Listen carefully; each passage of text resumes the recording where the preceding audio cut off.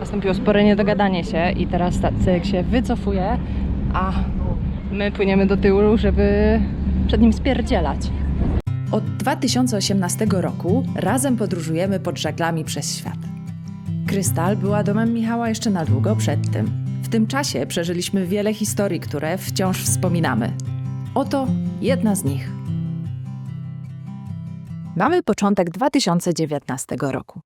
Po kilku tygodniach spędzonych na przepięknych wyspach San Blas dopłynęliśmy właśnie do kotwicowiska przy Colón, bramy do kanału panamskiego. Po tym jak pół roku wcześniej musieliśmy zrezygnować z próby przepłynięcia przez przejście północno-zachodnie, to właśnie tędy postanowiliśmy przeskoczyć z Atlantyku na Pacyfik. Żeby przepłynąć przez kanał panamski, trzeba zarezerwować termin. Natomiast żeby móc to zrobić, trzeba spełnić szereg formalności i oczywiście sporo zapłacić. Sprawy organizacyjne możesz albo zlecić agentowi, oczywiście za pieniądze, albo ogarnąć wszystko samemu. My wybraliśmy to drugie. Sami złożyliśmy wniosek w oficjalnym systemie i umówiliśmy się na wizytę inspektora, który oficjalnie zmierzył jacht i wytłumaczył nam wszystkie wymogi. No to machina przejścia kanału ruszyła. Przed chwilą odpłynął od nas pan. Mierzyliśmy razem jacht i wypełnialiśmy papiery. Także już mamy papiery pozwalające nam zapłacić kaskę. I tak, mamy Ship Identification Number. To mamy pokazywać podczas przechodzenia kanału.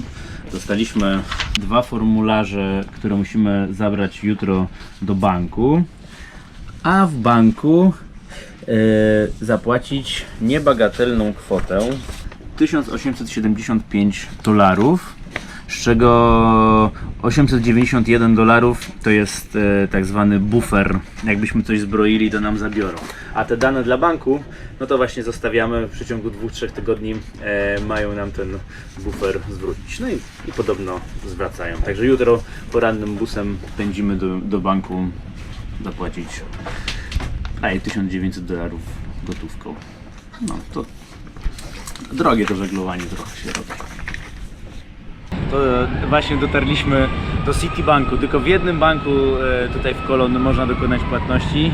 Karta nie wchodzi w grę, więc trzeba tutaj przetargać górę pieniędzy, ale już chyba nikt nas nie obrabuje, bo już jesteśmy tuż pod bankiem i zaraz z Olą wchodzimy zapłacić za tranzyt kanału.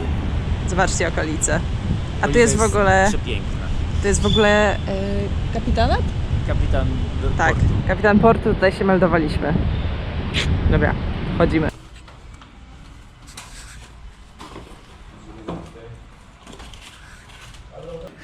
Good afternoon, do you speak English? Super. Today we paid in the morning the fee for the transiting the canal, and I'm calling you to get the date when it's possible to transit. Thank you very much. Bye. No to w niedzielę.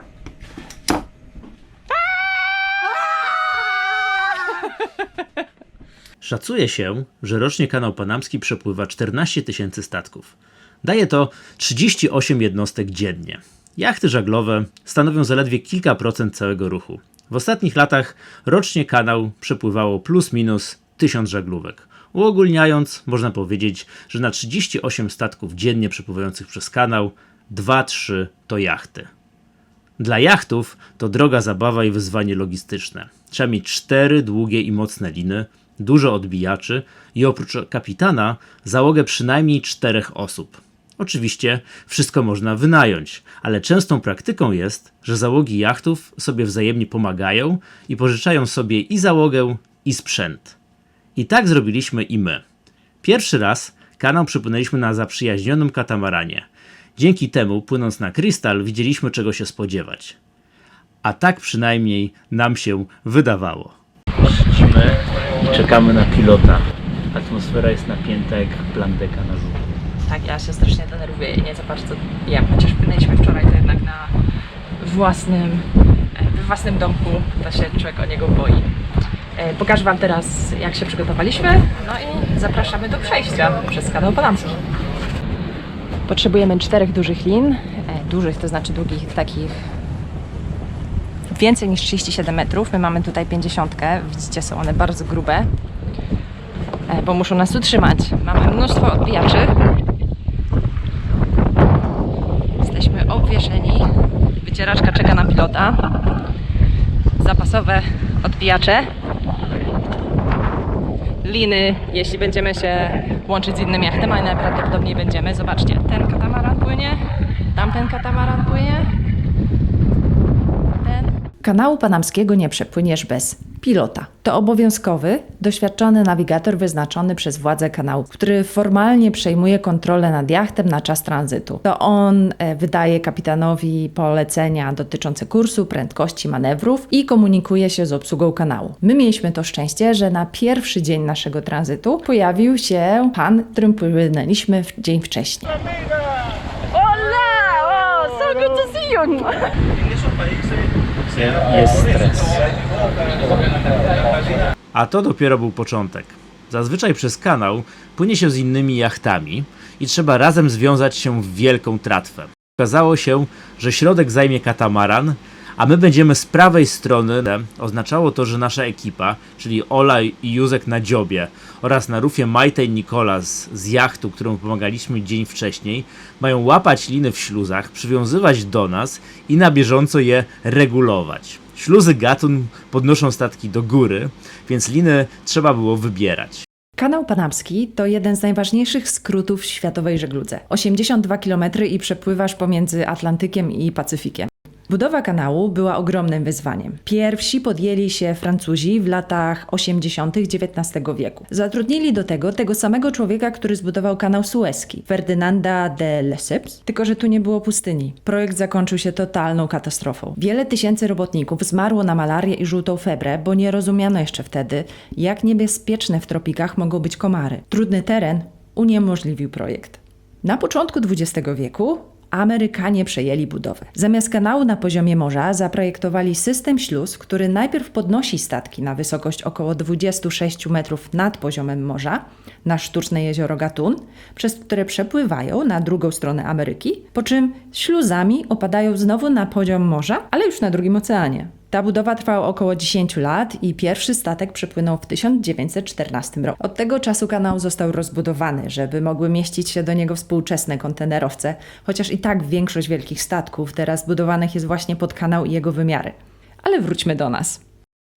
Przepłynięcie 3 śluz Gatun od strony Atlantyku zajęło nam około 3 godziny i na koniec zostało nam już tylko zacumować wszystkie 3 jachty do wielkiej boi na jeziorze Gatun.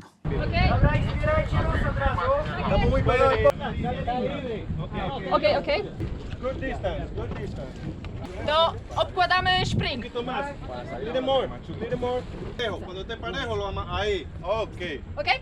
Secure. Okay. Receive the catamaran on this side, please. Thank you. Tak, mieliśmy z jednej strony boję, a z drugiej katamaran. Podociągaliśmy liny, pożegnaliśmy pilota i w końcu mogliśmy odpocząć. Słońce już świeci w twarz.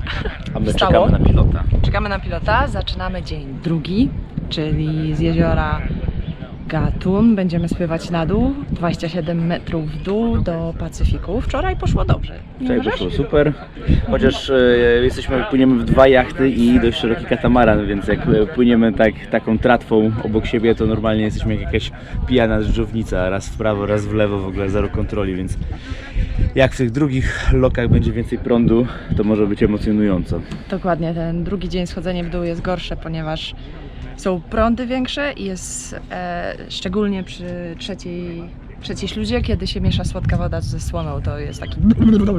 Prąd wyciąga Powstaje. wszystko ze śluzy. Dokładnie, więc trzymajcie kciuki. Chociaż zobaczycie zaraz w reszcie filmu, co tam się zadziało. Pilot pojawił się około 9 rano i w końcu ruszyliśmy. Płynęliśmy z prędkością 6 węzłów w stronę śluz Pacyfiku i do pokonania mieliśmy dystans około 27 mil, czyli jakieś 43 km. Większą część trasy płynie się jeziorem Gatun. Powstało ono w latach 1907-13 przez budowę zapory Gatun i spiętrzenie rzeki Chagres. Płynęcie trasą to taka bardzo spokojna wycieczka, trochę jak parostatkiem. Cały czas mija się jakieś wielkie statki. Czasem nawet, jak ma się szczęście, to pojawi się pan Kajman, który jako jedyny tak naprawdę przepływa kanał Panamski za darmo. Przepływaliśmy także pod mostem postawionym z okazji 100-lecia kanału Panamskiego. Zaraz będziemy niedługo na Pacyfiku. Pacyfiku nadjeżdżamy.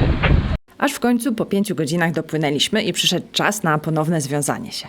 I kiedy wydawało nam się, że już jesteśmy gotowi, żeby wpłynąć do śluzy Pedro Miguel, to nagle... Smak lisa.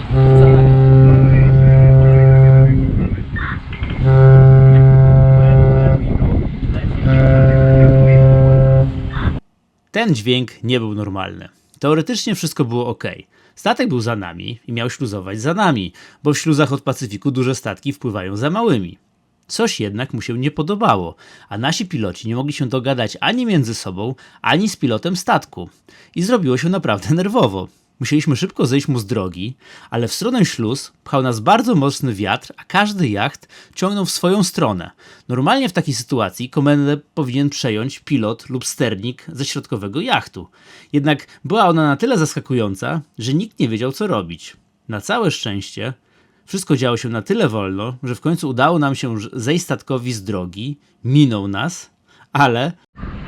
Nastąpiło spore niedogadanie się i teraz statek się wycofuje, a my płyniemy do tyłu, żeby przed nim spierdzielać. A ja miałem do tyłu, gdybym nie wyczuł luzu, to by mogliśmy... Starboard, please. Starboard? Więc sytuacja jest taka, idziemy w tamtą dziurę, w końcu wchodzimy przed ten statek, który na nas czeka.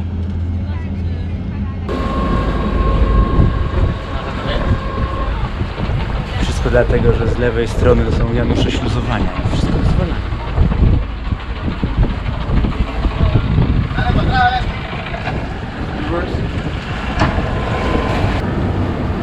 Najgorsze jest to czekanie. Ja już bym wolała być w śluzie, czuję się tam trochę bezpieczniej jednak. To jak bardzo nieporadnie i bez kontroli kręciła się nasza radosna tratwa, pokazuje dobrze ten filmik w przyspieszonym tempie. Na szczęście w końcu minęliśmy statek i zaczęliśmy śluzami zjeżdżać na Pacyfik. Wchodzimy do loka. W końcu. Przy łapaniu winy prawie wyrżnęłam orła. A tam jest kolejny statek, który na nas poczeka. Z jeziora Gatun na Pacyfik płynie się 3 śluzami w dół. Tu w przeciwieństwie do pierwszych śluz małe jednostki wpływają pierwsze przed dużymi statkami. Pierwsza śluza nazywa się Pedro Miguel, która łączy jezioro Gatun z położonym ciut niżej niewielkim jeziorem Miraflores. I te 2 ostatnie śluzy, a zwłaszcza środkowa, to jest największy hardcore. Wszystko dlatego, że śluza Miraflores, pierwsza, zasysa na maksa jachty do środka. Jest to fenomen, jak ta woda się wlewa i kilka dni wcześniej, jak płynęliśmy na katamaranie Louro, to mieliśmy duże problemy z wyhamowaniem przed końcową bramą. Na szczęście tym razem nasza nieporadna tratwa wpłynęła, ale całe szczęście nie było żadnego prądu. I dopiero jak złapaliśmy się linami i byliśmy już wybrani, nagle do środka śluzy wpadła jakby rwąca rzeka, ale my na całe szczęście byliśmy już bezpieczni. Ostatnia śluza i Pacyfik. Tada. Jesteśmy pod dziwnym kątem, ale okej.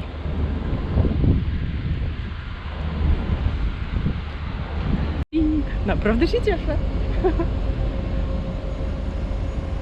Ta śluza była dla nas bramą na Pacyfik.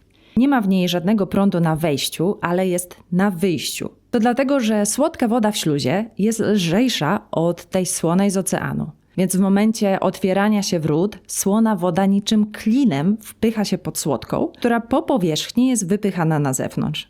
I tak to niemalże wypluło nas na Pacyfik po około 27 godzinach tranzytu.